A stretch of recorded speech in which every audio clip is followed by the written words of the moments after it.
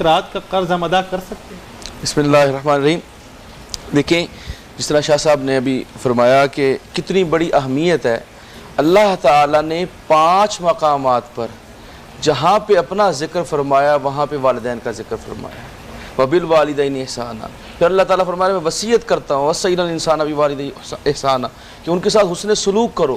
اور پھر سب سے بڑی بات کہ اللہ تعالیٰ فرماتا ہے سورہ قرآن پاک میں کہ انشکر لی وَلِوَالِدَيْكَ میرا شکر ادا کر اور اپنے والدین کا شکر ادا کر. یعنی آپ اس کو اس ڈائمنشن سے دیکھیے کہ اللہ تعالیٰ نے ہمیں وہ ہمارا خالق ہمارا مالک اس نے ہمیں پیدا فرمایا لیکن دنیا میں جو سبب بنے وہ والدین بنے.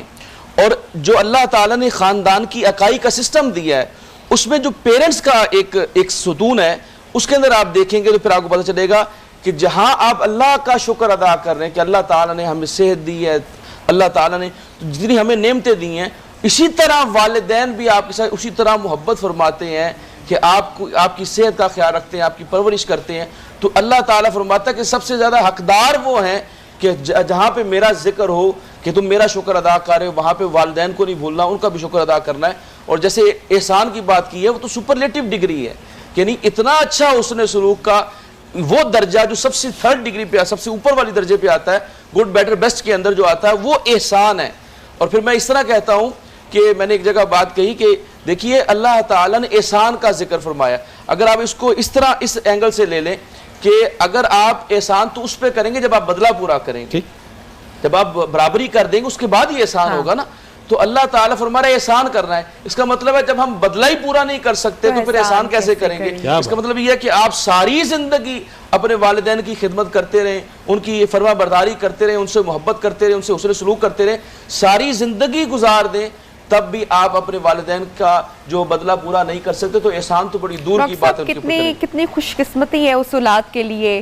وہ لوگ کتنے خوش قسمت ہیں جن کے پیچھے دعا کرنے کے لیے ان کے ماں باپ موجود ہیں. بے شک اس میں تو کوئی شک نہیں. جیسے وہ ابھی شاہ صاحب فرما رہے تھے کہ اللہ تعالیٰ نے حکم دیا ہے کہ اگر والدین آپ کے مشرک بھی ہوں تب بھی ان کے ساتھ حسن سلوک کرنا ہے. اور یہاں تک فقہاء نے لکھا ہے کہ اگر وہ آپ کو کہیں کہ مجھے اپنے بت خانے تک پہنچا دیں اب جہاں پہ میں عبادت کرتا ہوں وہاں پہنچا دیں تو آپ نے پہنچا کے بھی آنا ہے کیونکہ ان کا وہ حکم وہ ان کے. لیکن آپ ان کے ساتھ جو ہے شرک کے اندر جو ہے ان کے ساتھ نہیں دے سکتے. بقایا آقا علیہ السلام نے فرمایا تم نے ان کی ساری باتیں ماننی ہے. مجھے یہ واقعہ یاد آ جاتا ہے ابو ہریرہ رضی اللہ تعالیٰ عنہ کی جو والدہ تھی وہ مشرکہ تھی.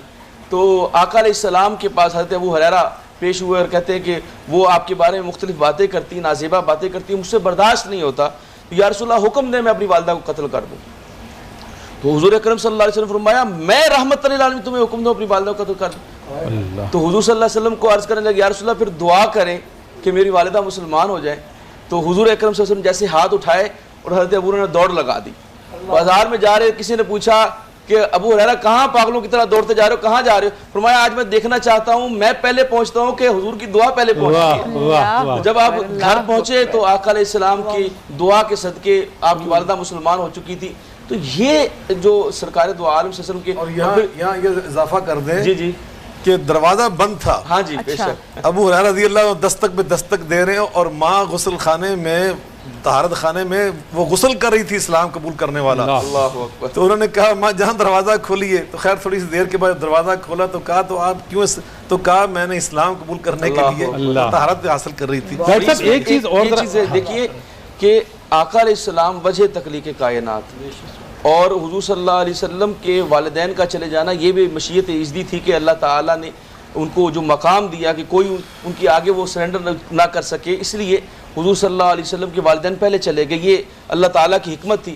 لیکن حضور کیا فرماتے ہیں حضور اکرم صلی اللہ علیہ وسلم نے فرمایا کہ اگر میں نماز ادا کر رہا ہوں نفل پڑھ رہا ہوں اور میری والدہ مجھے بلائے یا محمد اے محمد تو میں نماز توڑ کے اپنی والدہ کی بات سنتا ہوں. ڈاکٹر صاحب ایک بات بتائیے گا ذرا سے یہاں پہ جس طرح سے شاہ صاحب نے بات بتائی ہے کہ والدہ کی جو درجات اور جو چیز ہے جس طرح سے 3 دفعہ کہا کہ والدہ اور 4تھی مرتبہ والد کا کہا ماں کی جو دعا ہے جب وہ ہاتھ اٹھائے اور اس کے ساتھ اگر باپ کی جو دعا ہے تو ذرا بتائیے گا کہ ہم میں سے بہت سارے لوگ اس میں محروم رہ جاتے ہیں ان چیزوں کو لینے کے لیے. ہم ان کی ان دعاؤں سے ان کی ان چیزوں سے ہی محروم رہ جاتے ہیں. دیکھیے میرے بزرگ فرماتے ہیں کہ آپ کے گھر میں اللہ کے ولی موجود ہیں، آپ کے لیے جو 70 ولیوں سے زیادہ آپ کی والدہ کی دعا قبول ہوتی ہے، تو آپ پھرتے ہیں در بدر پھرتے ہیں، آپ اپنے والدین کی خدمت کریں، ان سے دعا کروائیں. اور جیسے یہ 3 درجات بیان فرمائے کہ حسن سلوک کے اندر، اب اگر آپ خاندانی نظام کے اندر دیکھیں نا، تو میاں بیوی کا ایک رشتہ قائم ہوا، اور اس میں اللہ تعالیٰ نے میاں کو جو ہے وہ مردوں کو جو ہے وہ کبھی کی ہے، کیونکہ ذمہ داریاں زیادہ، لائبلٹیز جو ہیں وہ زیادہ شوہر کے پاس ہیں. تو وہاں پر جب وہ ایک بیلنس آؤٹ ہوتا ہے، نظر آتا ہے بظاہر کہ جو پاورز زیادہ ہیں وہ مرد کے پاس ہے، شوہر کے پاس ہیں.